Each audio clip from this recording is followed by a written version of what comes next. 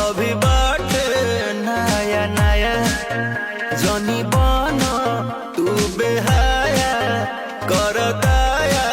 रो दिसाया मन पागल हो